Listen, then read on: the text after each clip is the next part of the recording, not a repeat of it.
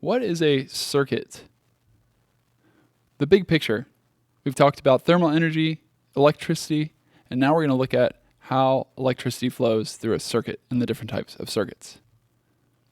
Some background knowledge. You probably already know what a battery and a circuit and a light bulb are, but draw a picture of them quickly here if you haven't already.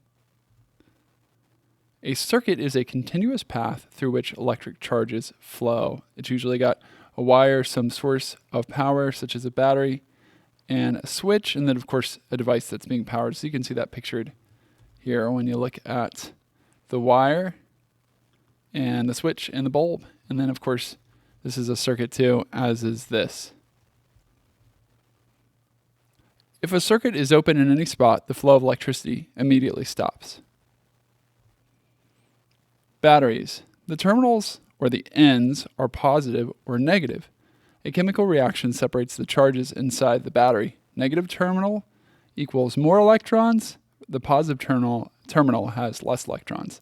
And by the way, you probably heard this word terminal before, but it just means, again, end. Like if you've ever heard about someone losing a job, you might say that their job was terminated. Or maybe you're thinking of the Terminator who ends certain things. You can probably figure out. Sometimes if you're flying on a plane, you go to the terminal. That's the place you walk to right before you get on the plane. That's where your walking ends and your flying begins. When a wire is connected, charges flow through the wire to the light bulb and back to the battery.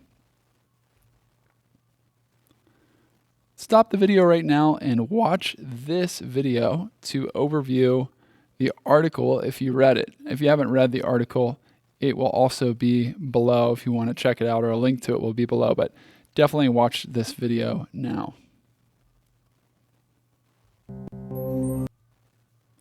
A series circuit is a circuit in which there is only one path for the current to follow. So you can see here that there are bulbs, and you can have multiple bulbs in a series circuit. It's just like the other circuit we looked at before, but you can see there's only one path, again, one wire for the current to flow through. Again, here's another example. One wire for the current to flow through. Now, contrast that with a parallel circuit, which is a circuit in which there is more than one path for the current to follow. So you can see that here, the current could follow this path. Hopefully you're seeing where I'm pointing with my mouse. It could follow this path, or it could go farther and follow this path, or it could go even farther and follow this path. So here again is a series circuit. And here is a parallel circuit. Again, the series only has one path, whereas the parallel has multiple avenues or paths that the electricity could flow. A good example of a series circuit is a Christmas tree. So if I pull one of those up really quick, not a Christmas tree, but Christmas tree lights. So if you were to look at the lights you might find on a tree, like this is a bad example, but maybe on this one, especially with the older versions, sometimes when the lights go out, or a light goes out, all the other lights go out. Some of the newer ones aren't that way, but definitely in lights like these here, you might have one bulb burn out and then all of them go out. So you have to replace that if you want the lights to work. So that's an example of a series. By contrast, if you're thinking about bathroom lights, I don't know if you have any lights like, yours probably aren't like this one here, but I'll show you anyway. If you were to have one of these bulbs burn out and you have a parallel circuit, the other ones are going to be okay because there are other paths that the current can flow through. So it's not going to cut off the power to all the other bulbs. If it were a series like the Christmas lights, then that could happen. But with these, in most appliances in most homes, they're set up in parallel so that if something burns out or something stops working, it doesn't cut off the current for all the other devices that are going to need that source of power.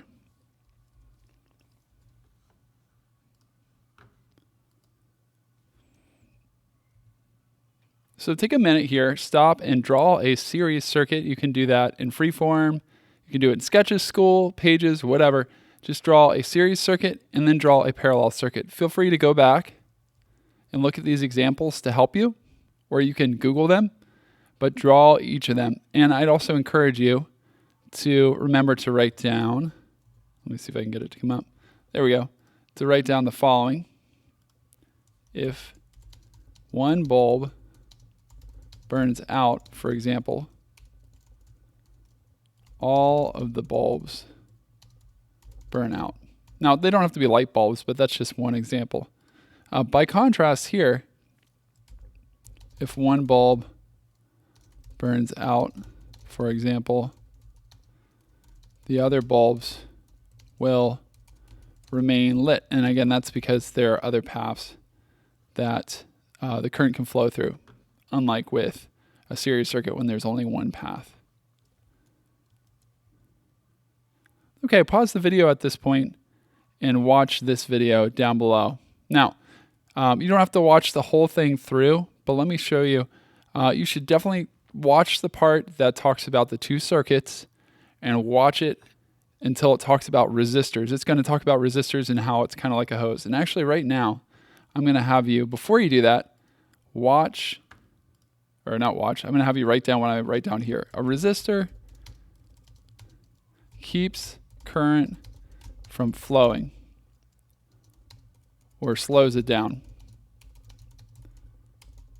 It's like squeezing a hose. Just add a text box and add that to your slide to remind you what a resistor is and what it does. And the video again is going to explain that. But once it talks about, how it can keep the current from flowing and squeezing it like a hose, then that's a good place for you to stop the video and go on to the next one. But go ahead after you've written this down and go to the next slide.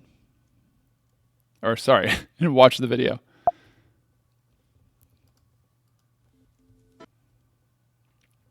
All right, and here's one about resistors. Again, watch maybe the first minute and a half of this video. You don't need to watch the whole thing. Just notice how there's something about heat as a result of current flowing through a wire, how heat happens to take place and how it's released. So you can stop this video and watch that video down below. Now let's take a moment to consider this question. Jonathan said that a series circuit lights only one bulb, but a parallel circuit can light two. Was he right? Why or why not? Take a minute to write down what you think your answer would be.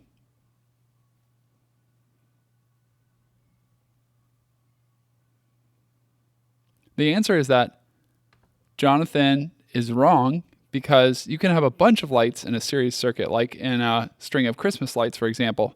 It's not going to keep you from having a lot of lights and lighting them all. But if one of them burns out, then none of them are going to work. So you can have a bunch of lights. It's just that you have to make sure they're all working properly. Unlike a parallel circuit where you can also have a bunch of lights, but if one of them goes out, since there are other paths for the current to flow, the other lights or the other devices that are using the power should still work properly. Another question. In some twinkling lights, if one bulb burns out, the whole chain of lights goes out. What type of circuit is this?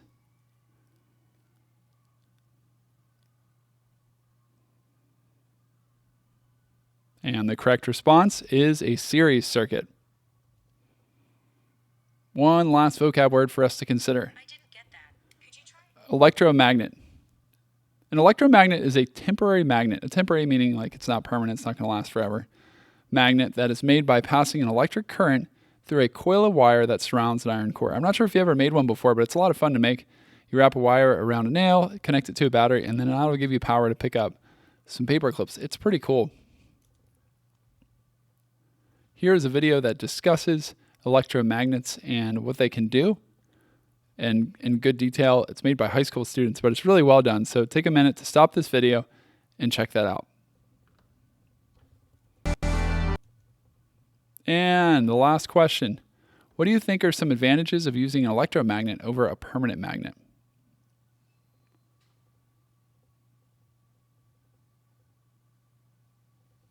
An electromagnet will give you the ability to turn it off and turn it on.